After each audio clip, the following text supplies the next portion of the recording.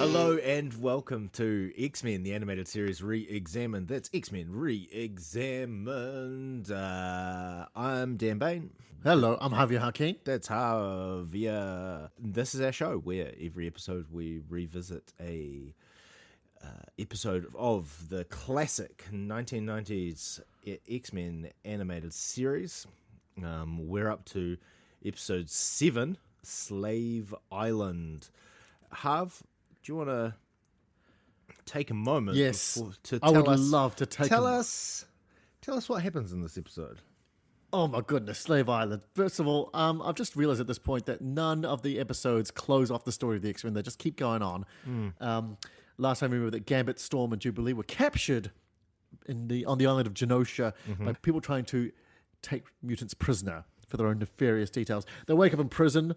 And they've been captured. Oh no, it wasn't a mutant hotel paradise at all. They've got the infamous power collars. I love how in every superhero franchise or story, there's always like the collars. They just depower. Anyway, that's what they do. And it turns out they're being put to work to build a dam for a master mold, massive Sentinel production factory. Oh no! Storm gets all claustrophobic. Jubilee tries to spring a plan with the other mutants to escape, and then she's seemingly foiled by Gambit, who was playing along the whole time, so he could try and do a rescue on everyone. Long story short, Gambit comes and saves the day. They free all the mutants. They turn on their oppressors and free themselves. Meanwhile, the Professor makes a bit of an arbitrary call to Scotland. And while the other X-Men come and find out why the Gambit, Storm, and Jubilee have been taking so long, they come along and rescue them all at the very end. They destroy the facility, and when they come back home, another cliffhanger, the X-Mansion has been destroyed. What the fuck? Lots in this episode. So much to love in this episode. Yeah, actually so much love in this episode. I literally just watched this episode. Once again, have not seen it before. And maybe one of my favorites so far. Oh, good, Dan. Yeah. Oh, good. Dan's been the most vocal so far to tell people that, I didn't like that episode, I didn't like this one. Could you surmise why you liked this one, Dan? Or lots going on, and it all felt pretty new. It all felt pretty fresh.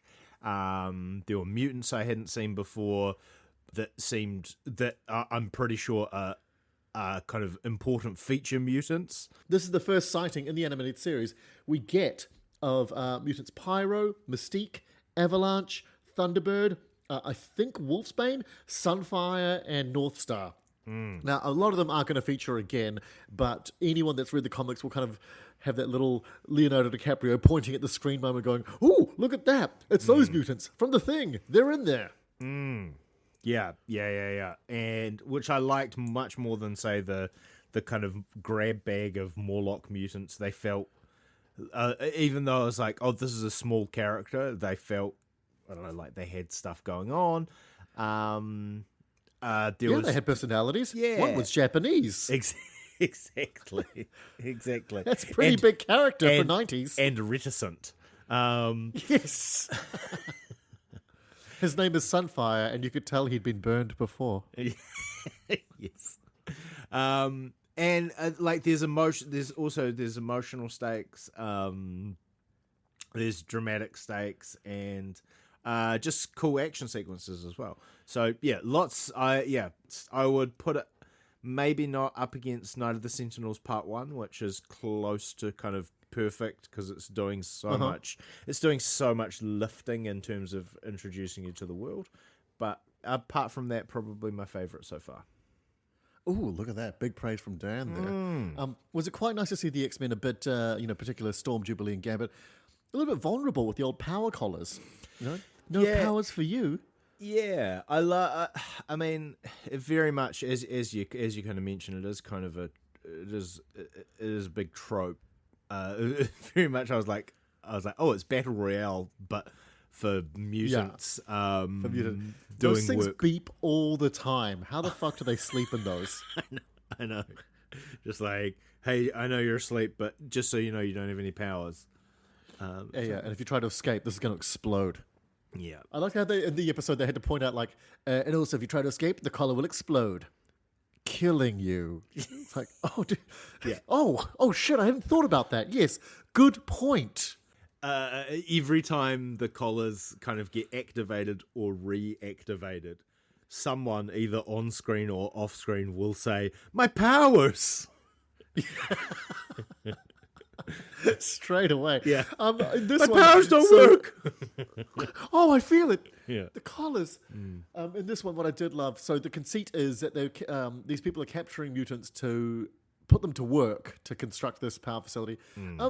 They've clearly got a lot of budget. I don't know why they just couldn't hire contractors. Like, is capturing mutants who, you don't know if they've had any sort of... I wouldn't trust them to come in and build a fucking power plant. Yeah. Yeah. It's like, what do? I just blow shit up. Like, Yeah. oh, you'll be great for putting in these foundations. Yeah. Yeah. There does seem to be maybe a bit of a false economy there. Oh. Yeah, and how are you getting these guys? Oh, just whoever decides to turn it to our hotel, and we capture them. Yeah, the workforce is pretty limited. I mean, it's sizable in terms of cool mutants with different powers and outfits. Like, there's heaps of them. But in terms of, like, I don't know, a construction crew for building a multi-million-dollar power station, it's quite limited. So the deal was, like, they say, when you're working, we'll turn your collars off so you got your powers so they can help you build. And when I saw Mystique there, I was like, how is her shape-shifting ability going to help her be, like, with construction? Yeah. Like, Sunfire can dry the concrete and, like, Gambit can charge something. Like, but Mystique can just look like different people doing manual labor. Yeah. Mystique shapeshifts into a quantity surveyor. Yeah. Oh no! You can hold on to that high vis vest. Yeah. I could do this myself. Yes. One weird thing about all these other mutants. Did you notice that they're all in costume? They're all got costumes from the comics. However, that one in this world of the animated series, they're not affiliated with anyone apart from a couple of Brotherhood of Evil Mutants. But like Sunfire, Thunderbird. They're not affiliated with anyone. Sunfire, where did you get that costume? Where did that come from, buddy? Yeah. Like, there's the two kind of energy twins or whatever. I don't know who they are, but they've got matching outfits, and I guess their powers synchronize with each other or something. Maybe he's like the two that they've got, like, black and white. Oh, the twins. Yeah. I liked how the second that they explained how the collars work, like, okay, by the way, they take powers, and as soon as you can go work in them, and we're going to turn them off, but the second you play up, we're going to fuck you with these. And the second they turn them off, storm like a greyhound out of the gates. Like a kid in a candy store, just immediately just went, whoo, just flew, and she was like, let's do it, let's get him now. It's and like, everyone was just standing there. Did you not hear him? It's like And when I then she take my flies up dog to the beach and take her off the lead, and she's just, bang! Yeah. Yeah. And she's the first victim of them turning the collar on and her going, my powers! Yeah. Flying through the air and no longer flying. Yes. And then she falls in the river. And what I loved there was Aqua Sentinel. Oh. River Sentinel. So good. The Sentinel that emerges from the water and picks her up. It's the poster of Wild Things, right? Where the Sentinel kind of comes out of the water like, oh. Yeah.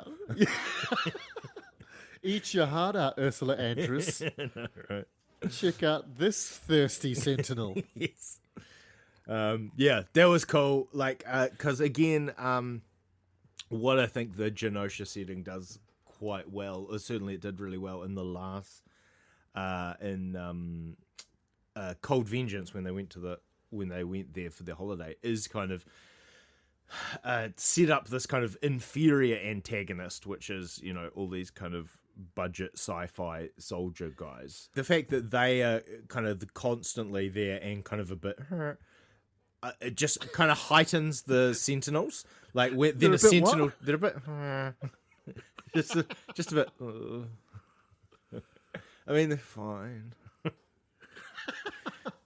Please don't try to escape. I guess The collars, guys. Yeah, come on, guys. I've got a remote control. Yeah, the Sentinels feel much more powerful and kind of menacing in comparison to those guys. The feeling of the size of the Sentinel emerging from the water over Storm was like, oh god, that's a fucking Sentinel. How deep is that river? It's yeah. Either that or it's lying on its belly and then it kind of goes, turns its head on yoga 90 cobras degree. Yeah. It's got real. They program them in with a real flexible spine just for opening the thoracic region. Oh my god, I forgot to mention in the overview that this is another big part of the episode. It's the first introduction of Cable. Yeah. Yeah, who is massive from the comics. If you don't know who Cable is, a little bit complicated, but long story short, he is... Jean and Cyclops have a son who was infected with he's got a technovirus, and they can't save him in their present time, so they send him into the future where they do have a cure to control his technovirus, and he travels back from the future to be here after he's been battle-hardened. He's basically the John Connor of the X-Men world. Right. If you will. So he's Is back that here. why he has a X-Men logo on his shirt? Or is it just because it's cool? It's both. He'd be like, it's very cool. And also, my daddy and mummy gave me this. By the way, if I sound a little slow, it's because Dan pushed back the timing of this recording, and that meant I had 3 gins by the time we went to recording. Have 3 gins in rather than starting on his number 1. Exactly, guys. Let me tell you all about X-Men. This is amazing, okay? And to be clear, I pushed it back by half an hour. You don't know my Wednesday night routine? Yes. Wait, it's Tuesday. There's this moment of Jubilee and Gambit just trying to kind of bend this rebar kind of steel around like the an thing. iron bar. Yeah, and then the other guy, the big guy, just goes, and why aren't you doing this? And then someone says to Gambit, they're like, you go break rocks, and then you kind of. And it's like, oh, that's actually quite a good job for Gambit. Would you like me to blow them up? Yeah, exactly. I don't care. Break them. Yeah, Who's going to break all these rocks? Don't worry, we're going to capture a mutant who's going to love breaking rocks. He loves it. Yeah, he loves to explode things. But yeah, and also I guess the way that they kind of save Storm from I don't know, being summarily executed. Is that what's going to happen to her? That's right. So she tries to escape immediately, and then Bolivar Trask shows up. So he's from Night of the Sentinels. He was one of the guys that kidnapped Jubilee. He's in charge of. He's the inventor of the Sentinels, and they say terminate this one permanently because again you can't say kill this bitch in a 90s TV show. So terminate her permanently, and then Gambit says, "Wait, she could fill up this lake with the power of her." And it's implied that Storm gave nothing away in interrogation. Gambit plays this one all really weird. So when Storm goes, now, I understand that Jubilee doesn't do anything because maybe she's a bit stunned and like this is a bit weird for her. But Gambit is a battle-trained, danger room expert X-Man. Maybe, like, dude, if we were in that situation and I went, now, and you were like, oh, no, I'd be like, what the fuck, bro? Yeah. Especially because, like, as the episode unfolds, it doesn't really seem as if Gambit's plan is any more sophisticated than go. Let's do it now. So he's holding off. So he doesn't help Storm, and then later on when Jubilee manages to break out of his cell and goes around telling everyone, like, okay, tomorrow we're all going to get on it, he dobs her in and betrays her. And I don't really know for what end. Like, I don't know what he gained by holding back and betraying them to only later escape on his own. If I'm sympathetic, it's a slightly easier escape, right, when he's out, because it's just from two guys who are transporting him, and he's not in the facility anymore, right? But by the way, if you're transferring a prisoner, maybe take them in a van, an armored van, rather than an open top convertible. Yeah, Like, I get Genosha's hot. I know it's got a warm climate. yeah. But maybe the mutant prisoner with special powers, maybe the armored van for that one. Even if that is the plan, right? Like, I'll escape when I'm in transit. Yeah. It doesn't seem any easier than the escape was set up to be from the prison where there's no power and they would all kind of rush out because he gets strength in numbers. He gets to deactivate the key off cable. So it's not like he had purely that. Coincidence. Yeah. It's purely, so he jumps. Can't anticipate. By the way, I love how he does it. He's like, "You boys want to see a card trick?" Yes. And just like flicks the cards up in the air. Like, I've always remembered that from my childhood. I was like, one day I'm going to do that. Yeah. And no such luck yet. Yeah. But so he hits him in the stomach and jumps out of the convertible. They start shooting at him, and it's only for sheer luck that Cable shows up and blows the other guys away. Mm. And man, it just so happens to give him a key to take his collar off. Mm. Maybe Gambit's secondary mutation is luck. Huh. Incredibly lucky. Incredibly lucky. Isn't there someone who has that? Domino. Yeah. Yes, there is a mutant whose mutant power is luck. And if you've seen Deadpool 2, they do a very good job of showing how that can actually be very beneficial. Yeah. Cool. I haven't. What else struck you about this episode, Dan? Wolverine comes back to, lean against a doorway and be like, it's me. But he's come back with a cold. He has come back with a cold. So he's been in the Canadian Arctic waters. And I'm guessing it took him a couple of days to get back to the expansion. Yeah. That healing factor, again, is so nerfed in these animated series. Even the common cold takes down Wolverine. Yeah. I thought that was fun. Because there is this little cutaway where we kind of go back to the school, the mansion, to see that Wolverine's come back, and also there's this moment where Professor Xavier is like, well, you said yourself, Scott, that there'd been no trouble on Genosha Island, so. I'm sure it'll be very straightforward. Because they're trying to call them, and the phone is engaged. And they're like, "Isn't this weird?" Is this trouble? Cyclops says, "Remind me to never buy stock in the Genoshan phone company."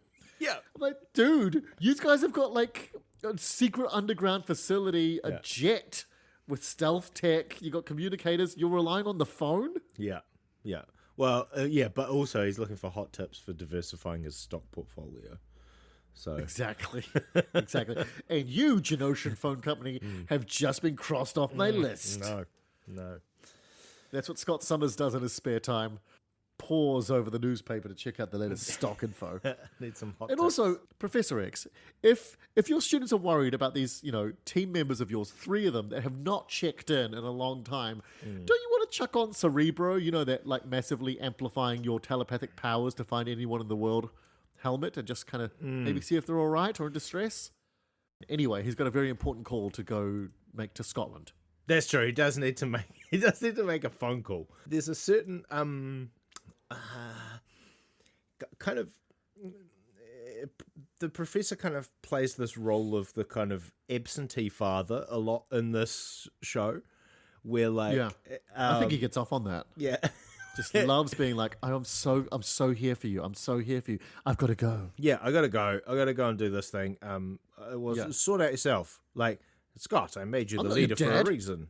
I'm your teacher. I'm your professor. Yeah. This is totally inappropriate. Yeah. Open your mind to me. And often for just like kind of not great reasons. Like, I need to make a phone call to Moira McTaggart. Yeah.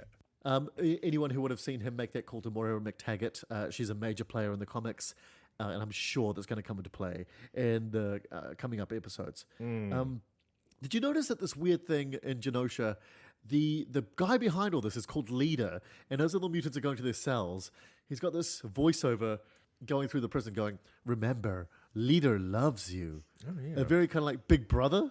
There's a kind of a lineup of like, hi, we're the bad guys. And one of them is this dude called Cameron Hodge, who's like in charge of like comms and marketing, effectively.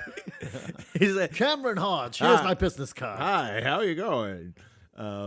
I'll take it from here. Yeah. Leader is very busy. Yeah. You can email me anytime you want. Exactly. Leader is wearing some kind of strange garb, kind of like 20th century, early 20th century, kind of like cloaky, kind of Victorian clothes. I assume he may be connected to the Hellfire Club, but that's neither here nor there. They do talk about him being the colonel who is now the leader, and Cable is connected to him somehow, which is very interesting because they said that Cable was was following the leader, the colonel, and then he found out that he was not being very democratic, which caused Cable to go on a rampage to shut him down. Yeah. Cable doesn't strike me as the kind of guy that would follow a lot of people. He's very much a loner mercenary, which is very popular at the time. Very, very popular to be a lone wolf. I'm not a team player. Well, neither is this guy, or this guy, but we managed to make a show about them all being a fucking team. Yeah, and so, there's also this kind of, obviously deliberate kind of parallels with, Genosha being a South American country, kind of being destabilized by right-wing American politics that are... you're such a cliche, Genosha. That are ostensibly about spreading democracy. And actually is generally about installing puppet dictators. Hey, kids, on a Saturday morning, this soldier thought he was following an idealist, but when he found out he wasn't really, he lost his shit. Dreams of democracy. Also, I guess he's from the future. Does that hook you in? Great, let's learn about the School of the Americas. The first thing I do when I'm like coming back from the future is go like, who can I enlist with? The Genoshan army. Yeah, that's for me. So this whole big power plant that the mutants are being made to build is to power the Master Mold facility. Master Mold is a giant sentinel. Imagine like the Queen from Aliens of that to Sentinels. So Master Mold, what does Master Mold do? Master Mold sits on a throne and produces Sentinels out of his chest. And when I was watching it, I really wish they'd just chosen a different position because I know his face isn't moving at all, but I really read into it like he was just really constipated and like kind of squeezing out a Sentinel. Yeah, he's like got a turd coming out of his chest. Yeah, I had exactly the same kind of read on it as like, man, this guy's just sitting on the throne, taking an enormous dump, but Sentinels pop out instead. Yeah. And then imagine if you shat killer robots. I know. This is the never program leave the toilet, mate. Dares to ask the question. What if you shit a killer robot? But it's also use the 3-ply.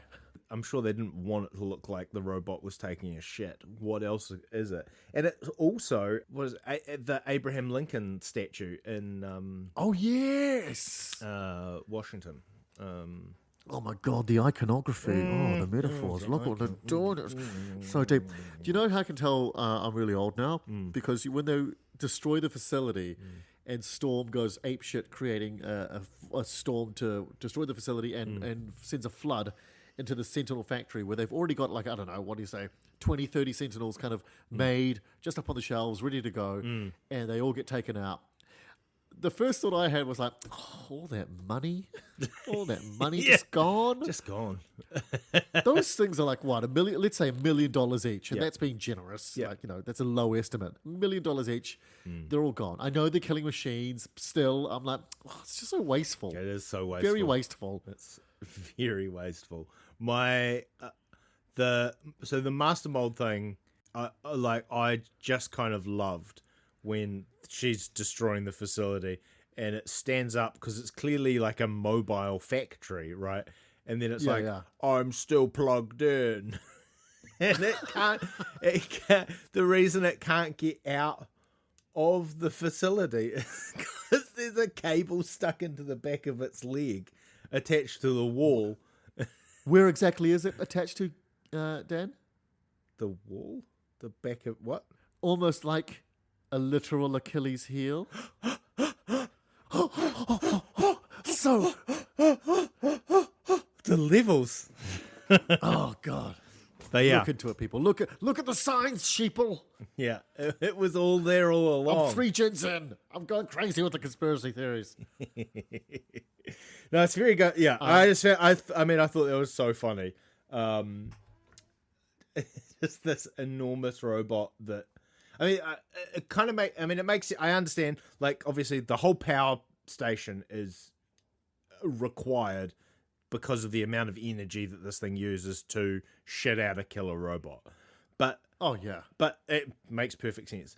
But if it is not essentially mobile, what is the point of building it in the shape of a killer robot?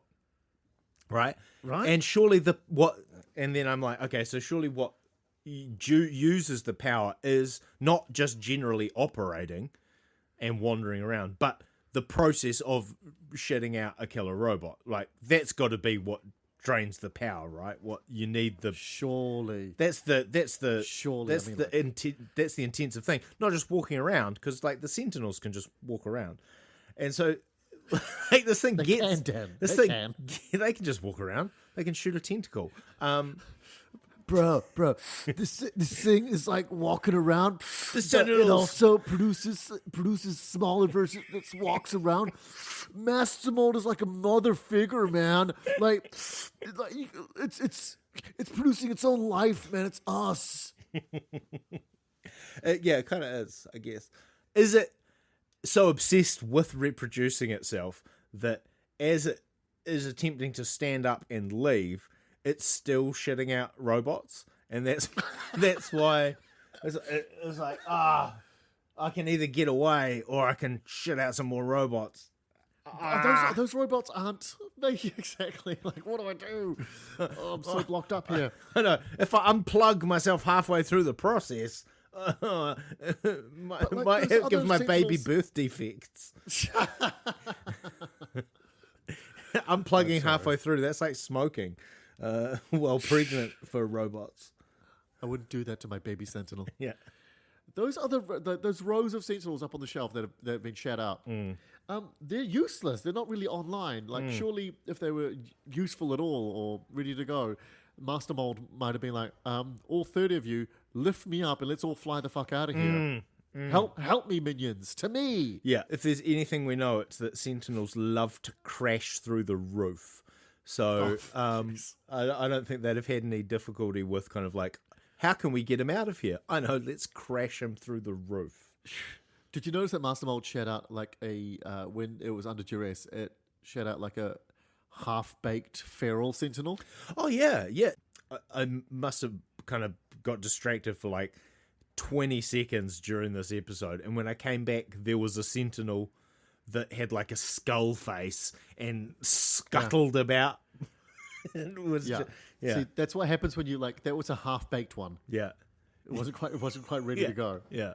Just send it out all feral and shit. So Cable has this gun, right? And it's kind of like with very inconsistent powers. it's kind of like a Gambit gun. What do you mean? Well, I mean, like, so his gun shoots things. Oh, kind of. And then they kind of go. They kind of. It's like they charge up for a couple of seconds and then they explode.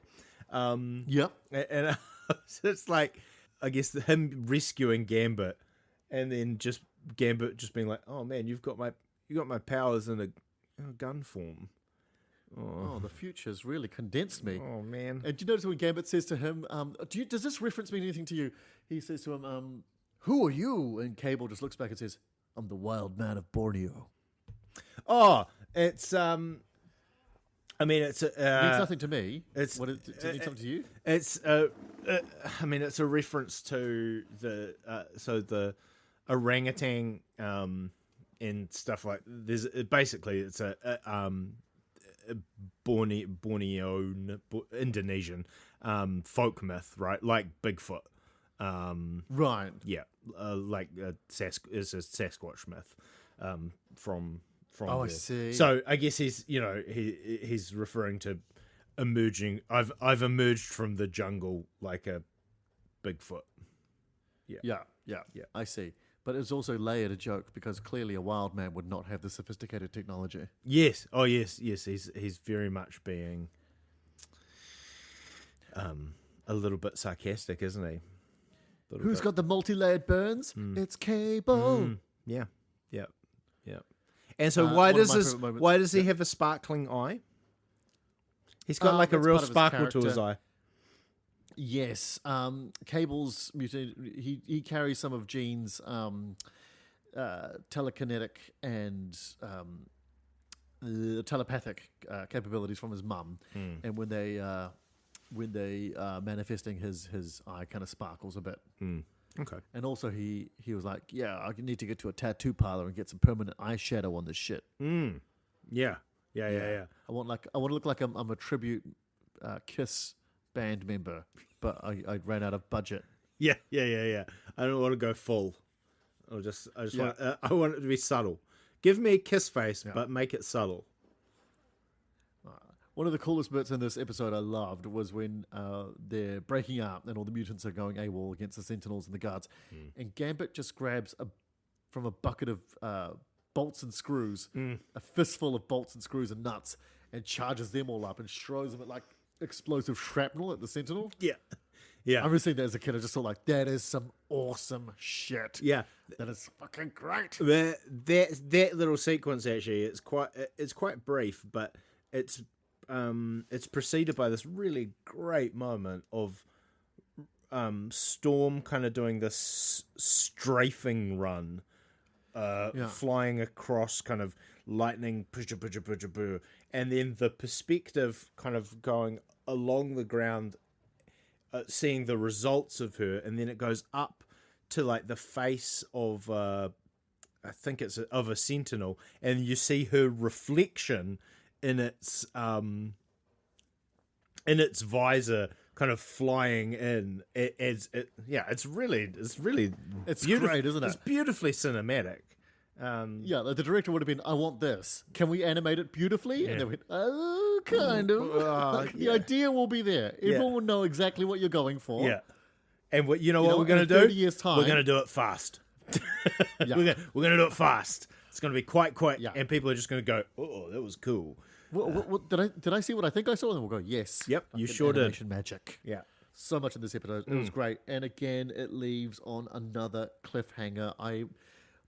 I'm gonna let you know the one time that an X-Men episode will end on like and that's all wrapped up. But from the start, it just kind of gives you this compelling feeling that the story goes on, even though we've had a victory here. The bigger arcing story goes on. There's more happening in this world with all the other characters. It's so good. Heaps to love.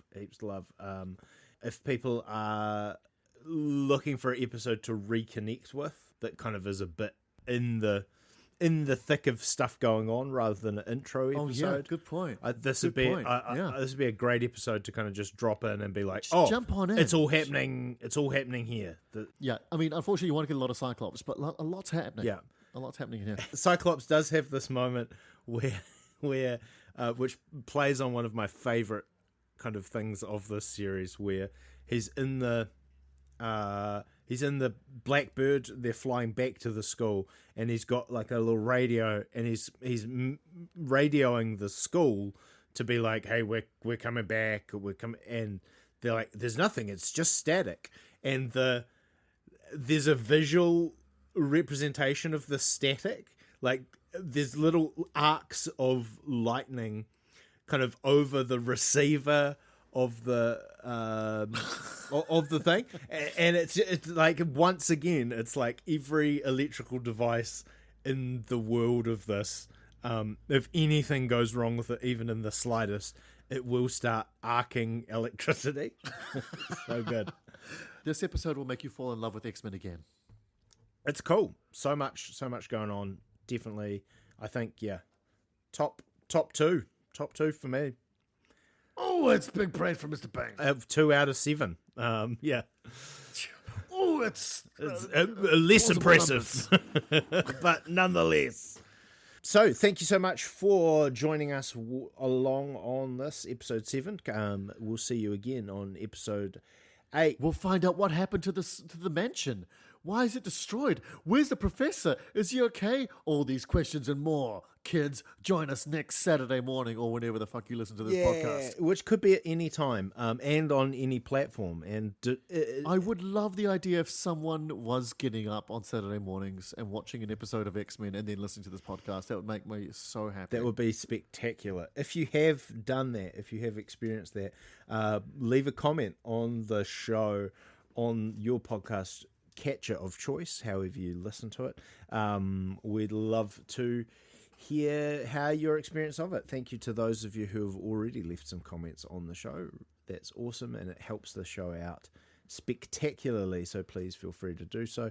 You can follow Harv or myself on the internet and at our various live performances. Information about that is, of course, in the notes for the show, where there are lots of clicky links to click on. But otherwise, go do that. Leave a rating, leave a review.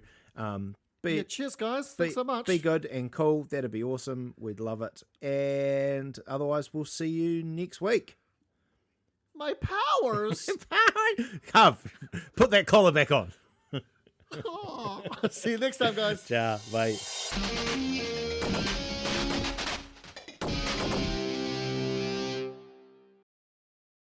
Are podcasts too interesting? Especially if you use them to fall asleep. I'm Dan Bain, and all 4 seasons of my podcast, Sleepy Time Mumbles, are interesting enough to listen to, but not interesting enough to keep you awake.